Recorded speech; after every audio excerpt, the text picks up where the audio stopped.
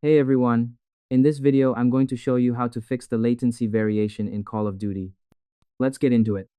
First, fix Modern Warfare with texture settings.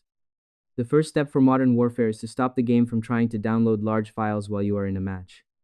Go to your graphics settings and find the option for on-demand texture streaming.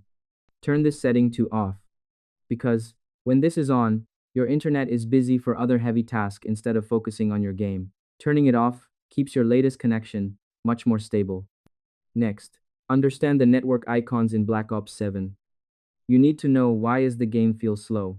Black Ops 7 uses small symbols to show you exactly what is wrong. Look at the right side of your screen for the network in-game alert icons.